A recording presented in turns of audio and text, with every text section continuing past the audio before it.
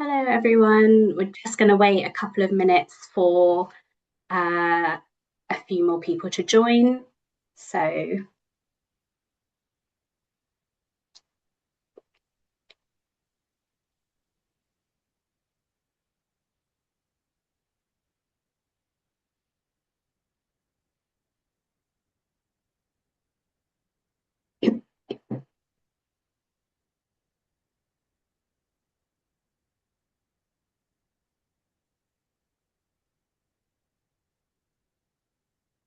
we've still got some people, I think, look like they're joining. So we'll just give it another minute or so.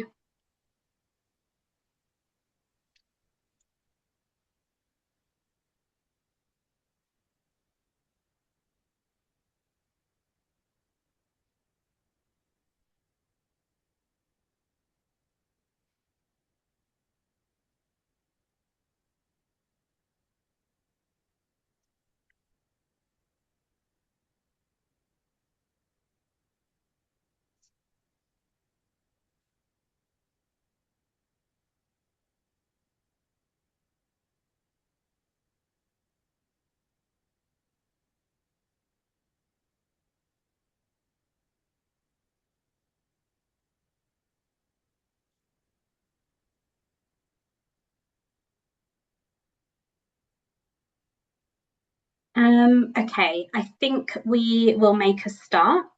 So hello everyone and welcome to this webinar. My name is Sita Bardwa. I am the editor of THE Counsellor. And yes, welcome to this webinar with St Mary's University of London. In this webinar, you will receive a presentation from Hugo.ault, the recruitment manager from the School of Medicine at St Mary's University of London, talking about the university's newest medicine course, the admissions process, and what counsellors need to know in order to talk to their students about the medicine programme. Just a few housekeeping notes before we begin the presentation. This webinar will be recorded and will be sent out to you in the next few days, so you can watch it back if you would like to. And there will be time at the end of the presentation for questions. So please do post your questions into the chat box, which is at the bottom of the screen. And we will get to as many of them as we possibly can after the presentation. We will also be sending out the contact details for Hugo if you have any specific questions about students or case studies that you might like a bit more of an in-depth response to. So without further ado, I will hand over to Hugo now. Thanks, Hugo. Thank you very much. Thank you. And good morning, good afternoon, good evening to you, wherever you are in the world. Yeah, I'm the School of Medicine Recruitment Manager at St Mary's. My background is in medicine and health science admissions at recruitment. So just to confuse things, I was at Queen Mary before I joined St Mary, and then before that at King's College London. So two institutions that you probably know well. I'll just try and get my slides up, if you'll bear with me. So let me just go back.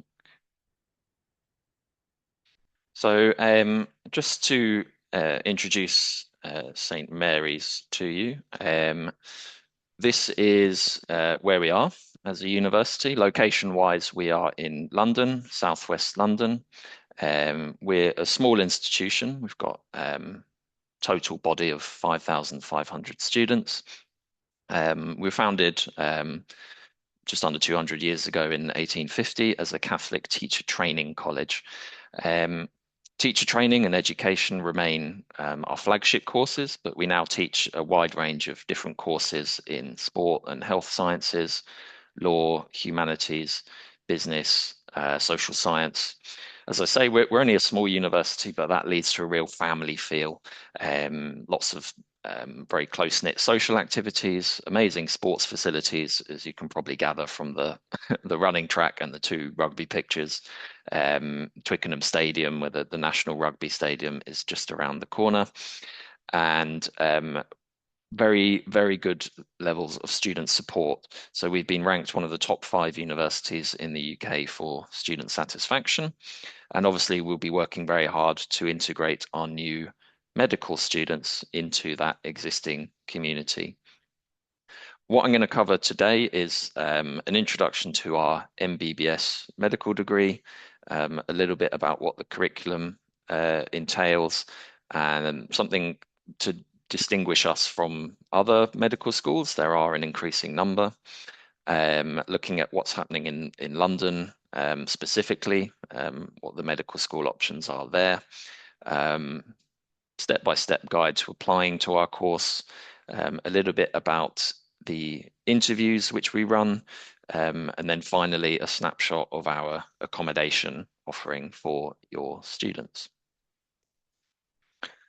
So for those unfamiliar with the UK, most medical schools offer a 5-year degree for high school leavers. The abbreviation that's most commonly used is MBBS. You might see different abbreviations, but undergraduate medical education is pretty uniform throughout the UK. It's a 5-year primary medical qualification, and this is what we're teaching at St. Mary's. We're developing the course based on a proven spiral curriculum with clinical placements from year 1. And one of the exciting aspects of our course is that we will be sending students from January of their first year to clinical placements around the local community. So this will include general, or what you might know as family medicine, music therapy, and lots of other settings as well, just in the first year. And this is all part of the NHS, the National Health Service in the UK. It's part of their 10-year plan, which is trying to help patients more locally move treatments into local community settings. And the ethos of St. Mary's is very much around community and preventative care. So we've designed our teaching schedule with small class sizes in mind, which we think will be a real advantage. And as we launch, I should make this very clear, we're only recruiting international students. So it's a purely international student program. There are sort of complex regulatory reasons for that I won't go into, but hopefully it's working in your advantage. So a relatively large number of spaces for international students compared to other London medical schools. We have interdisciplinary teaching, so that's from a variety of different specialists and backgrounds. And another aspect of St. Mary's that's unique is our one-to-one support for students, academically and in terms of their well-being. And I'll go into a little bit more detail about that. Our focus is on making sure we're training doctors to be resilient and compassionate, and that includes self-compassion, so looking after themselves to avoid burnout. And we're putting in place a very robust framework for student support and well-being from year 1. This is really addressing some of the issues that medical students face quite commonly on a very intensive, a very full-on degree. Of course, like all medical schools in the UK, we will be GMC accredited. You have to be to teach medicine, and they are monitoring and working with us very closely as we come closer to our launch date this September.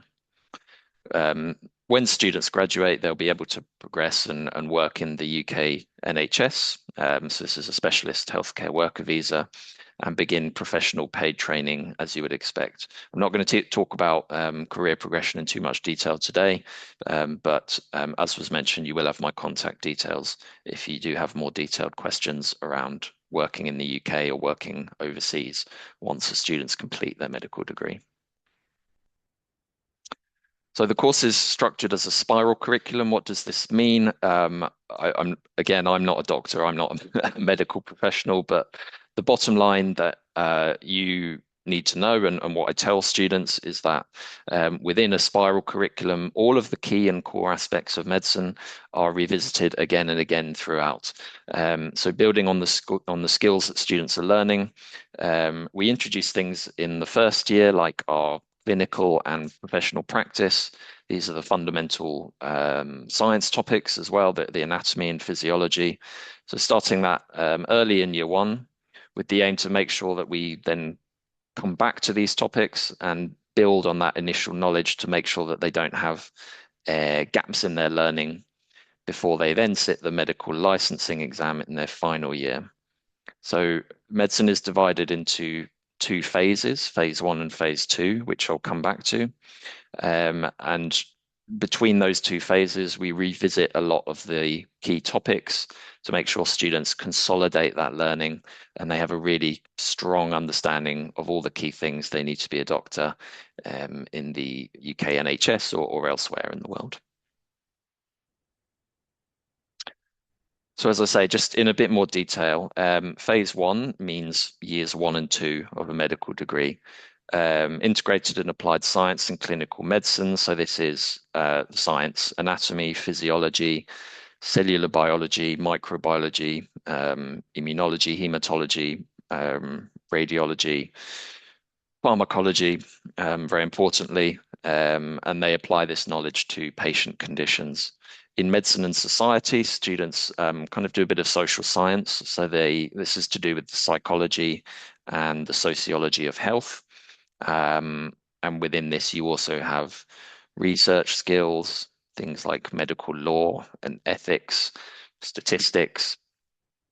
Clinical and professional practice refers to students developing clinical and communication and professional skills through simulation. So we have an integrated skills and simulation suite, which I'll come back to for that exact purpose.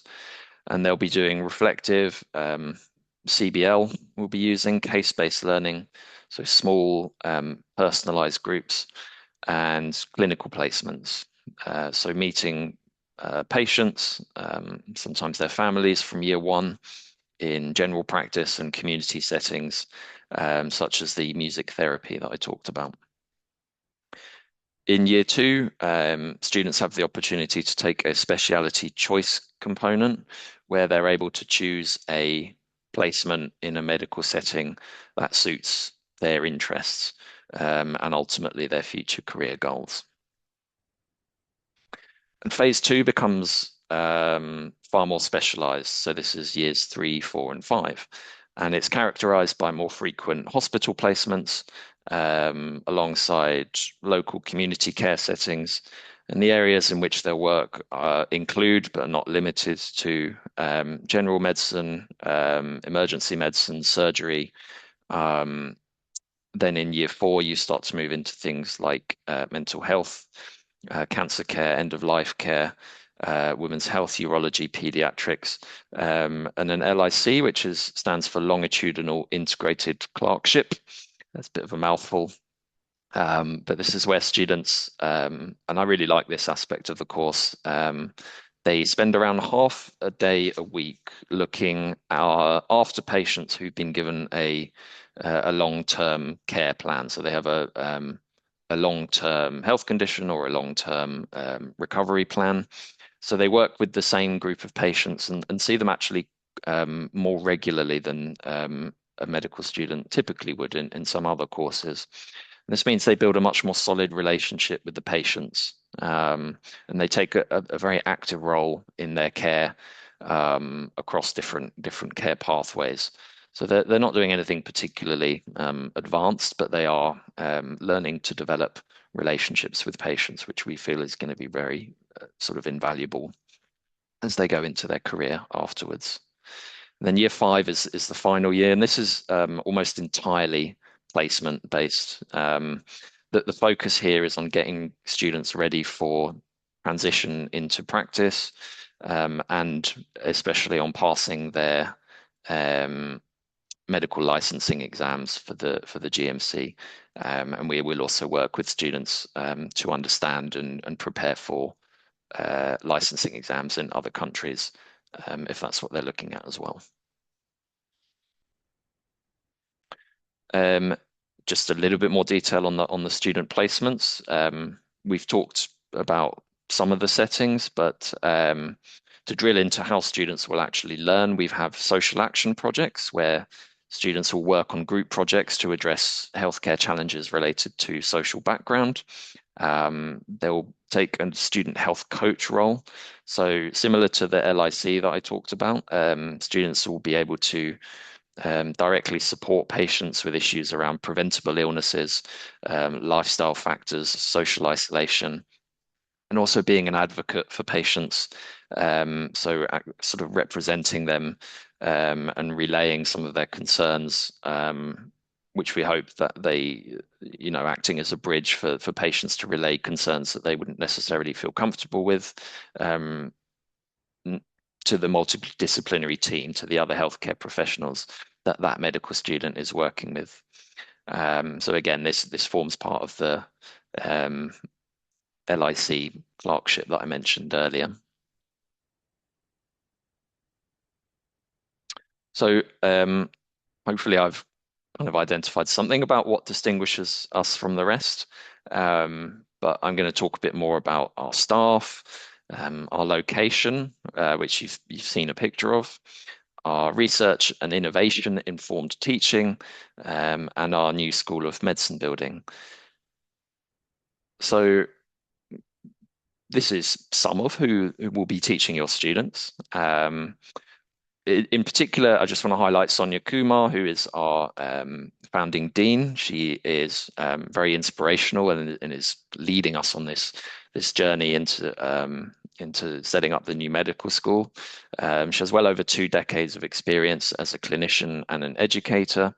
So at Imperial College London and University of Leeds, she's done amazing work in setting up community placements and in developing community health interventions.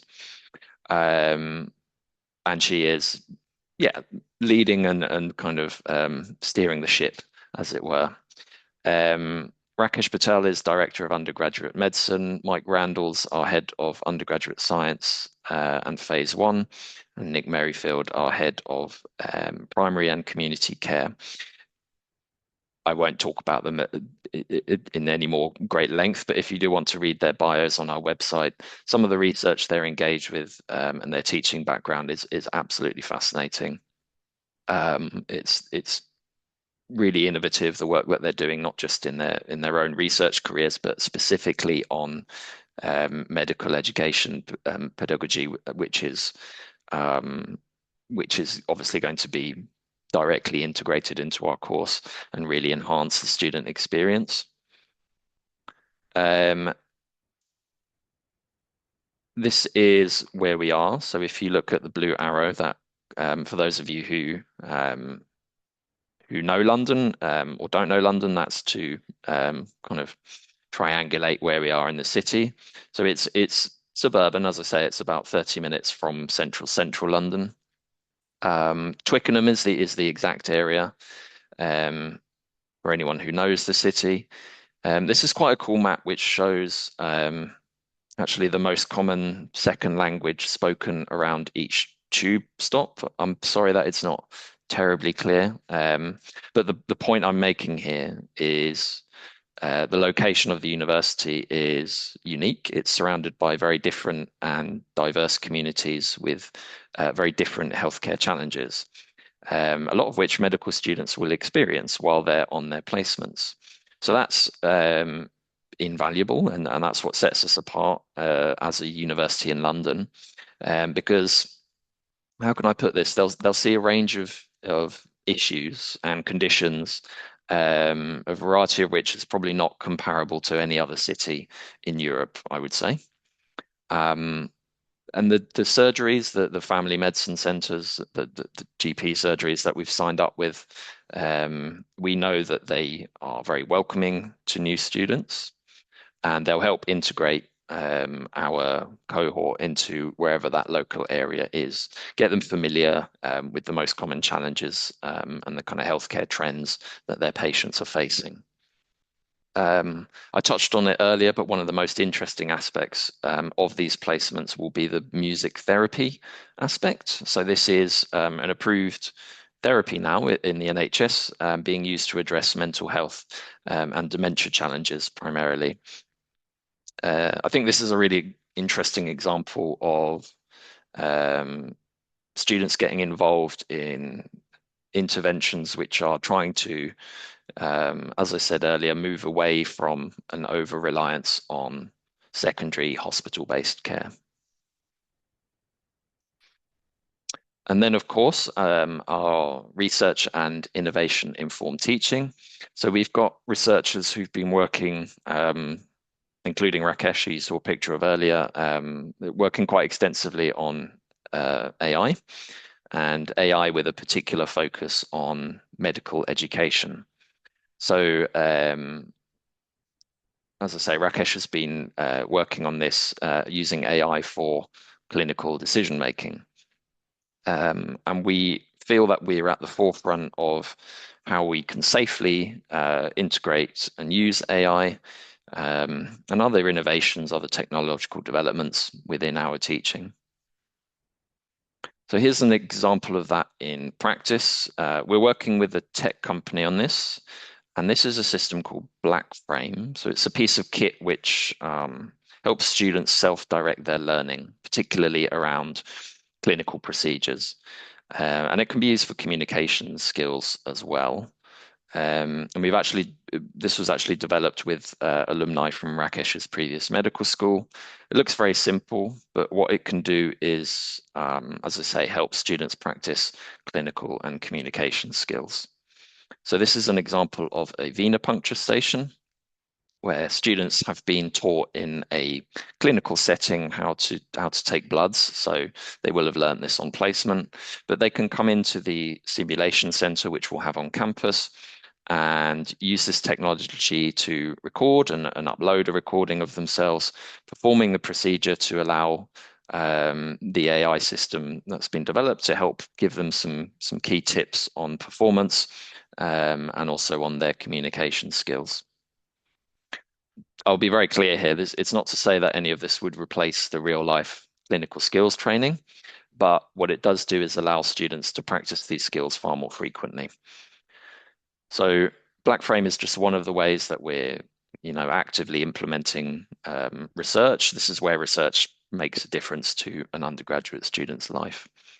Again, we'll keep a close eye on its efficacy. We make sure that it's ethical. It's been through lots of testing phases, and there's absolutely no way that it can replace human teaching, but it's working alongside our clinical and communication skills instructors to make sure that students have that best possible preparation, an ample opportunity to practice and get feedback before they, go into wards and hospitals and start using these procedures on patients. And that's a key aspect of patient safety, making sure our students are well prepared before going into clinical settings. Obviously, another thing that really sets us apart is the fact that we are going to have a whole new school, a brand new school of medicine, and a dedicated building for the school. This is an impression of what the building will look like. It's well on the way now. It's under construction. Within this building, it's called the Centenary Building, we'll have the facilities hopefully to deliver the majority of the innovative teaching methods that I've just touched on. As an example, we've got these amazing anatomage tables that you can see on the right. And this is effectively similar to what I talked about earlier, another use of technology to help students practice anatomical procedures much more regularly than they perhaps normally would. We have a separate anatomy lab being built. And also, I don't think there's a picture of it here, but we've got a mock-up hospital ward where students can do scenario training with their peers, with their tutors, and even we think with volunteer actors from our drama course. So this is, getting them ready for ward rounds, going and talking to one patient after another. Sonia, our dean, wants this to be one of the most exciting places to study medicine in London. That's our vision, that's our aim, and possibly within the UK. The new building, I think, goes a long way to help achieve that.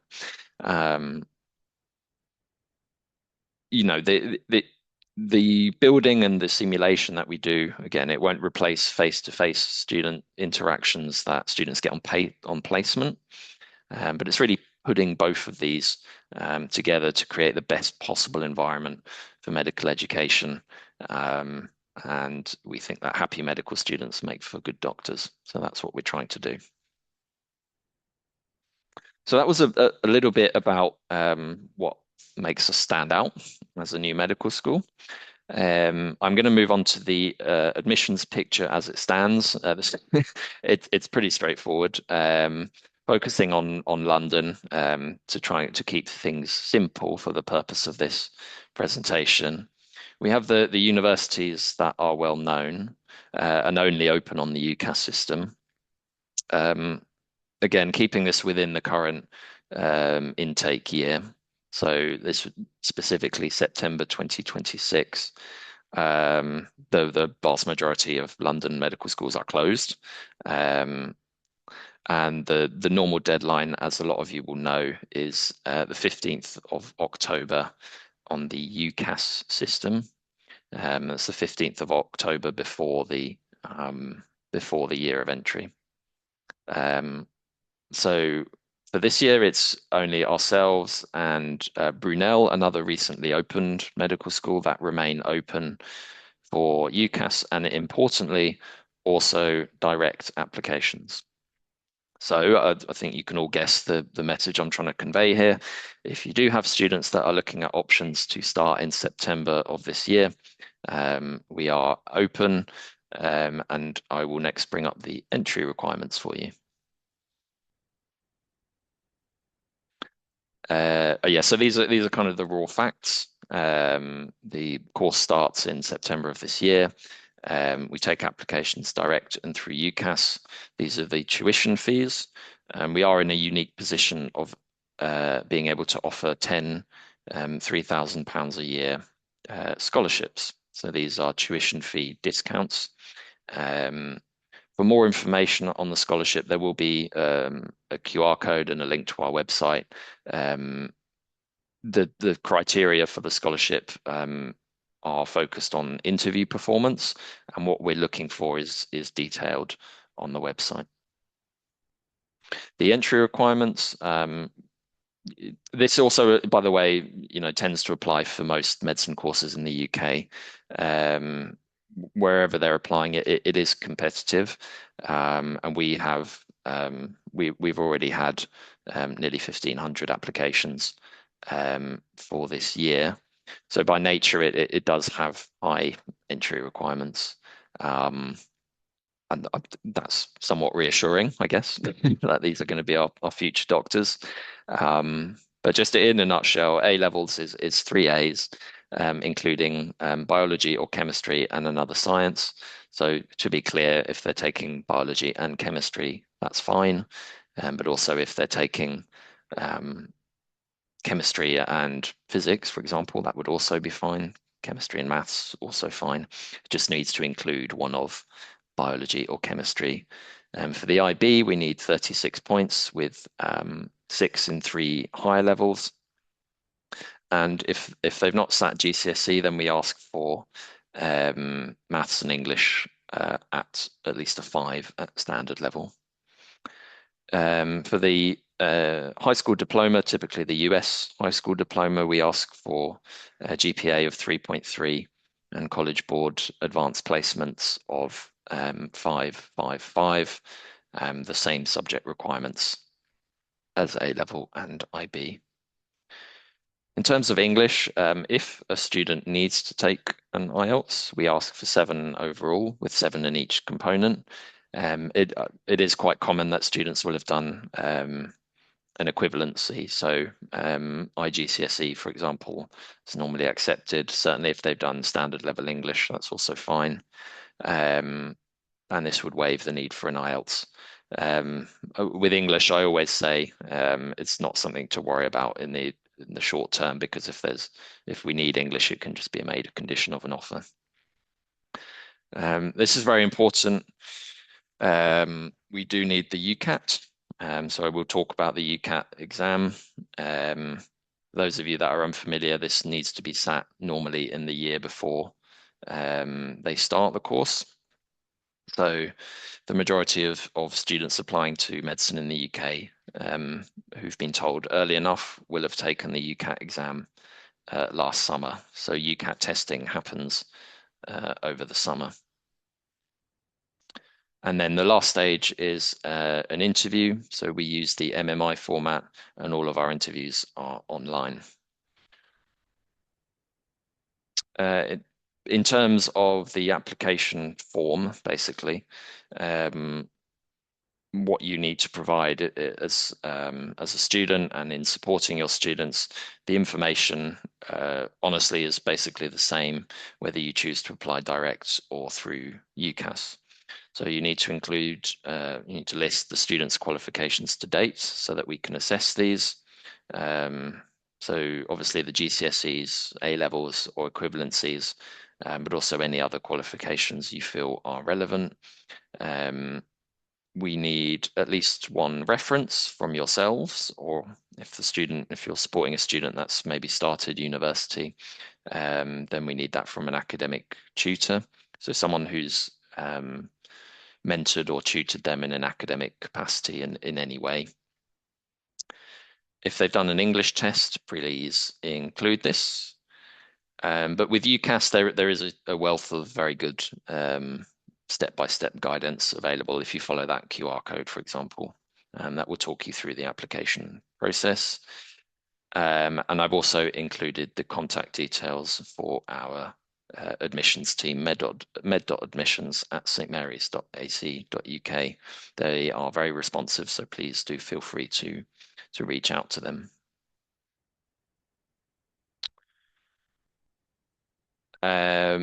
So sorry, I know I did say that I would talk about the UCAT exam. I've not included that here, but if you want to find anything else out about UCAT, UCAT, there's a huge amount of resources. I would just focus on the UCAT website, to be honest, if it's not something you've come across before. UCAT. It's confusing because we also have UCAS as the main system for applications, but the UCAT exam, UCAT, very important that students are aware of that as early as possible. The last thing that I will mention on admissions is some information on the MMI interview format for you to help prepare your students, whether they might be taking an MMI with us or with another medical school. So multiple mini interviews mirror, they mirror clinical skills exams that students will sit while they're at medical school. So if they can manage an MMI, then they should be okay with managing the clinical skills exams. These are called an OSCE, just for reference. So that's what they're based on. And it's a format that consists of between 6 and 10 shorter interview stations, and each one is focused on a unique question with maybe a different scenario, and each station presents a sort of unique challenge. These are usually assessed by a different person in each station. So there's multiple stations with multiple different interviewers. And the idea is to measure things like oral communication, social and non-verbal skills, body language, I suppose, and teamwork, because we know that these are important indicators of how an applicant will interact with patients and colleagues as a physician, as a doctor. So the important thing to know is that it's a competency-based assessment. It is not a knowledge-based assessment. So it's not going to ask students what they know about medicine or about a particular disease or procedure or whatever. It's a competency-based interview. One of the good things, I suppose, to come out of the COVID-19 pandemic was that a lot of universities moved their MMIs to an online format. So this meant that students weren't traveling in some cases halfway around the world to attend an interview, which was the case certainly when I worked at other universities. So before a lot of these moved online, it could be quite disruptive to a student and their schedule, particularly in their final year of high school. The way that it works online, Each station is still hosted by an individual assessor who will present the key task or question. Students have a short rest break in between stations to take a breath and collect their thoughts before they move on to the next question. And each station usually lasts between 4 to 8 minutes. 8 minutes would be a very long station, in my opinion. So ours last 5 minutes, and I think that's about the average.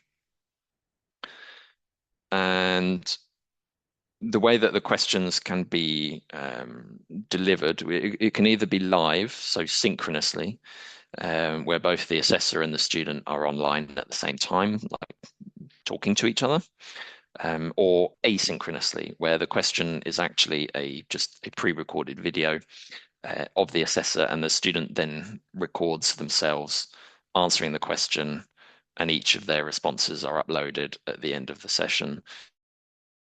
This is the format that we are using at St. Mary's. So they are asynchronous MMIs. The student won't be live with a person. They'll watch the question and then respond to it, and that response will be uploaded. So we'll be using a platform called Sami Select, and I've talked really about how that works. Students will be given, basically, if they're invited to interview, will be given a week-long period of time in which to sit the interview. So they have to do all the questions in one sitting, but they can choose the date and time. So they have the opportunity before they sit their interview to log in, play around with the system and get comfortable with the software, and do a practice question as well. And then once they've done the interview, as I say, all of those responses are recorded and uploaded automatically. What are the questions which we're going to ask? I mean, I'm not going to tell you, but to give you an idea of what we ask, these are questions that align with our values. So they're very much kind of, in a way, quite abstract, but they're values-based questions that assess things like respect, generosity of spirit, inclusion, and compassion. I'll let you in on a secret. These are listed on our website as the St. Mary's values. So if I were to give you one tip, it's probably to go on the St. Mary's website and look for our values and see how these are expressed in a little bit more detail. There will also be questions which ask quite straightforward things around making a decision, examples of where they've worked in a team, another kind of human interaction and personal skills-based questions, which ask them to draw on their school and personal lives. To reassure you, none of these questions are particularly complicated. It's just trying to find out really the type of person that the student is. So asking them to talk about their experiences so far. And that is, that's for a reason. We want students who are gonna thrive in our environment. Ultimately, they are going to spend 5 years here, all being well. And I want to say, actually, just on the last point on what we're looking for in students. So where we say making a sustainable difference to health inequalities, that's actually one of the things that we're assessing for the scholarship. So again, more information on that is on the website, but if students have done volunteering work, or perhaps worked in a social outreach project, that's something which they should really lean into when they're preparing for their interview. So like I say, volunteering projects, if they've done that in their home country or abroad, please do ask them to talk about that as much as they can, practice talking about that in preparation for their interview. So I talked about these kind of abstract values. If you're taking photos of the slides, at the moment, this is one to take a photo of. It's sort of an example of actual behaviors which can evidence those values that we're looking for. So this is really good preparation for those values-based questions. And just to reiterate, an MMI interview is not testing specific knowledge.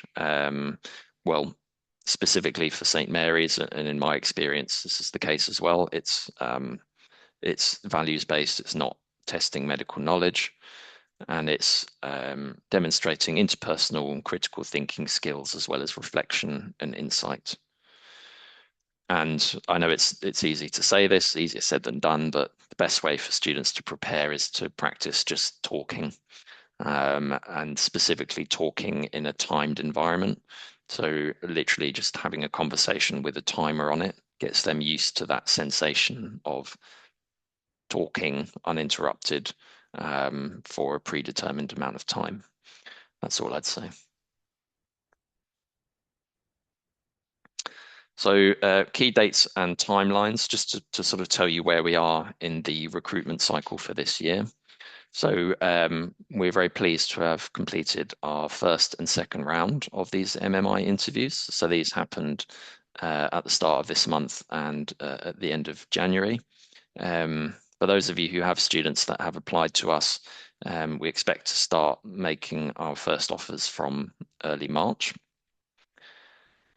And we will have another round of what we're planning to have another round of online MMI interviews.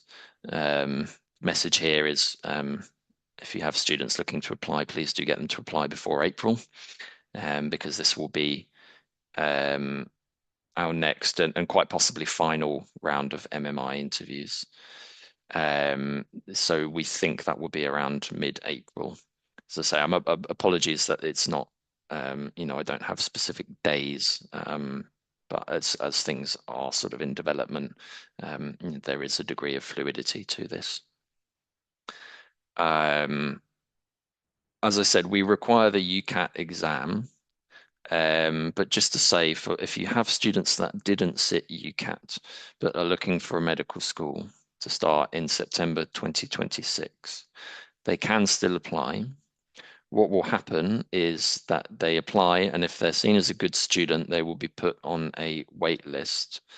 We're obviously prioritizing those students that did sit the UCAT, but if we haven't made enough offers essentially from the pool of students that did sit the UCAT, then we will look at those students who didn't sit UCAT. So there is still a chance and they are welcome to apply. With that in mind, if those students that didn't sit UCAT are invited to an interview, then they will be asked to sit the UCAT exam in the next round of exams. So the UCAT timeline opens in May, and then bookings open on the 23rd of June. And then the testing starts in July. So that's the key date. I think the 23rd of June, bookings for UCAT will open. And that's for students applying for September 2027, and also for any students who we make a conditional offer to. I know that's slightly complicated, but I just thought I'd mention if you do have students that didn't sit the UCAT, they can still apply to us. It's difficult to say what the chance of them being invited to interview is at this stage, but just to say that that's an option. The absolute latest that a student can request a CAS. A CAS stands for Confirmation of Acceptance of Studies, and it's a number which we give international students to allow them to apply for a visa. So this will be effectively the latest date that we can make an offer to any students. Teaching starts in late September of this year.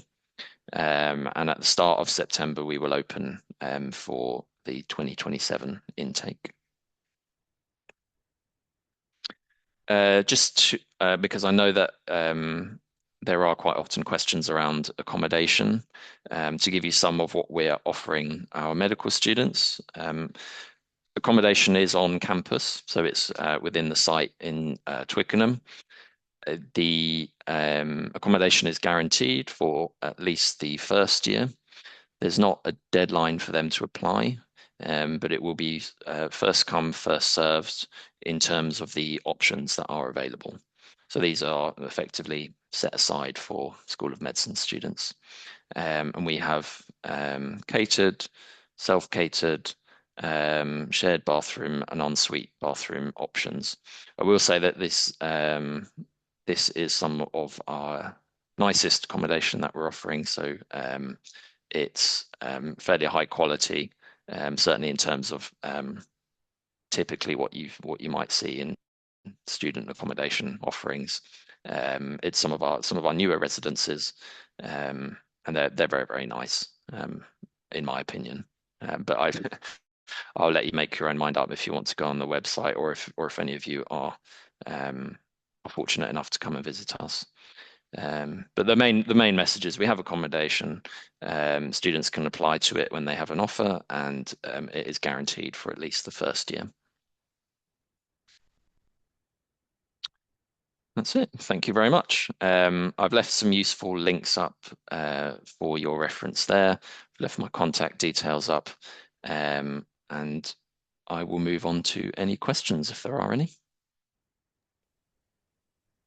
Thank you, Hugo. That was very interesting, and I particularly thought the some of the pictures around the technology that you have at the university was yeah, really cool, and I think would make quite a great learning experience for the students. And yeah, thank you for going into detail as well on the admissions processes, because I know that's what a lot of the counsellors watching will be interested in. We do have time for questions, so please do leave them in the Q&A box below. We have one in already, so I'll just pose that to you, Hugo. So can a student who applied to 4 medical courses via UCAS in the normal round still apply to St Mary's, making essentially their 5th UK medical choice? Yes, they can. Yeah, and that is strategically the smartest thing to do. Is to apply to us direct, and it's an additional choice, basically. Okay, brilliant. And so another question is, did you say that this course was available just for international students? Yep, that's correct. So we do plan to admit home students, and consequently the number of international places will go down when we're able to do that. We don't know when that will be. It won't be for another couple of years at least, but it is a very good time to apply now, as we have this number of places solely for international students. Yes. Okay, brilliant. Thank you. The next question is, does this MBBS route allow for intercalating? And if so, can the intercalating year be completed at another university? Very good question. Yeah. Yes, we were just talking about this in a meeting the other day, actually. Yeah, we've put in place the procedures for intercalation, and that will be an option. So students can intercalate in something like neuroscience or psychology, or I've seen students intercalate in things like public health as well. Yes, that is an option. Okay, brilliant. Thank you. And another question is, we have many students who have British passports but live in Spain. Would this rule them out of applying? So this is a question related to fee status, and the fee status is assessed student by student by the admissions office. It wouldn't rule them out of applying, but we can't take any students who are eligible for tuition fee loans, so what we would call home students. So it really depends on how long they've been resident in Spain. If they and their family have been in Spain for the majority of the student's life, then the chances are that they're international and they are able to apply.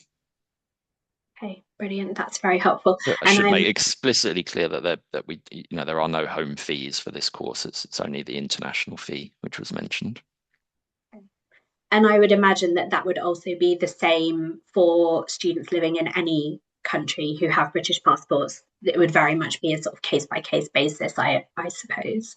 Yes, exactly. Yeah. Uh, where students have, like I say, if they've spent the majority of their life in that other country, then they would be overseas anyway. Great, thank Mm. you. But like I say, And case by case, there is a lot of complexity around it. So um, it's ultimately you won't know until the application is submitted.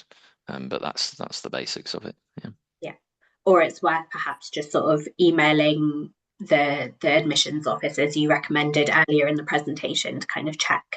Uh, Yeah, if you want a bit more certainty around it, yeah. yeah, Yeah. for a specific student. Mhm. Um, Another question that we have is, are there any links for training in Europe when doing hospital placements? That's a good question and one that I don't have the answer to. At the moment, no is the straight answer. We haven't established any links to hospitals or partner institutions in Europe. That may change in the future, but at present, no.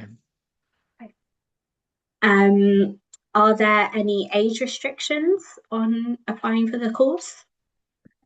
Again, another good question. Lots of medical courses won't allow students who are under 18 to enroll. We will, so long as they turn 18 before January of the first year of the course. So for a student applying for September 2026, they need to turn 18 before 1st of January 2027. Okay, thank you. Um, and then we have another question here that says, is this the same program as is offered at Brunel that you mentioned, or is it a different type of program? No, it's much better.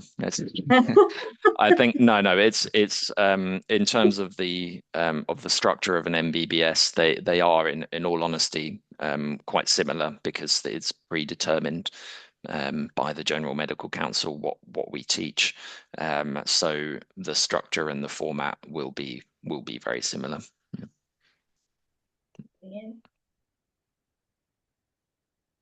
Okay, we have another question here, which is, what is the calculation for ranking in your application? For example, in regard to the percentage of UCAT scores and the percentage of academic scores. Yeah, that's a good question. So, in other medical schools that I've worked at, they have a formula based on UCAT scores, and they'll take sort of the top 30% of the scores that they receive. And this is where a UCAT cutoff comes from, and this is what they publish.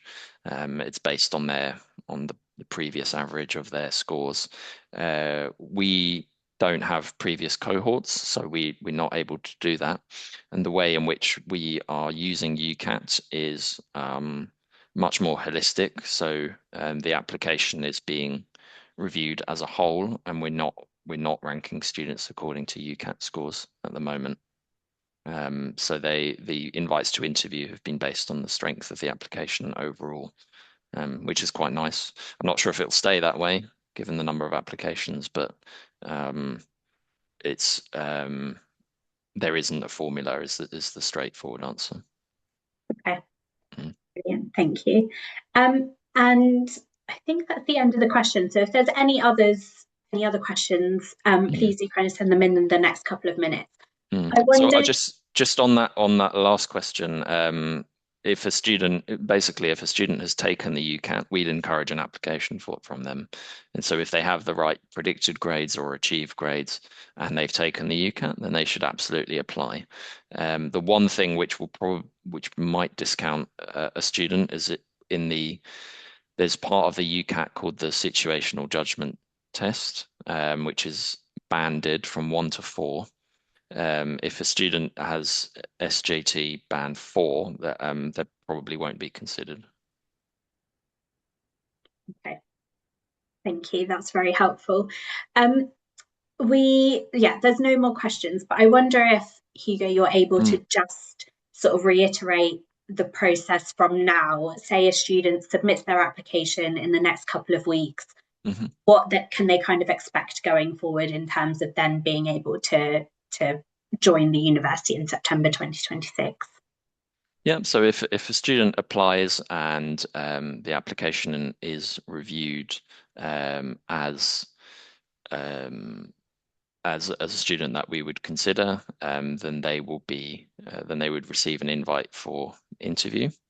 As I say, the next round of interviews would be in April. Then the student would sit that interview online, and if they clear the interview and they receive an offer from us, then they would have either a conditional, well, it will always be a conditional offer because there's various kind of health and criminal background checks that they have to pass, as well as the academic requirements. Um, Once they have that offer letter, they would then have a certain amount of time to make a decision. We also ask for a tuition fee deposit. So the exact timelines around the tuition fee deposit are still being finalised, but that would be what they would need to consider in terms of making a decision to come and join us, or whether they have offers to other medical schools. So if we're the only offer that they have, then they would need to pay that deposit and start preparing for their visa application and making the formalities to come to the UK. We would walk them through every stage of that process. That goes without saying. Um, but if they have other offers from medical schools, then they need to sort of balance, which one they prioritize. Um, if they've applied through UCAS, which one they choose as their firm and insurance choice. Um, does that make sense? Yeah, that made sense. Thank you very much. And I wonder very quickly if you're able to just talk a little bit more about the Mm. scholarships and the application process for the scholarships and what kind of things students will need to kind of include as part of their application. Yeah, sure. So the scholarship, as I say, there's 10 scholarships available, and these are based on interview performance. So they essentially this will be assessed by academics, the same people, academics and clinicians who are assessing the interview responses. Um, we'll be watching those videos and making a decision as to who receives scholarship. So there's nothing a student needs to do as regards the scholarship. Um, when I say there's nothing the student needs to do, there's nothing the student needs to do procedure or admin wise. Okay, Um, to- so I'll just bring up what we say on the website. sure. Mhm.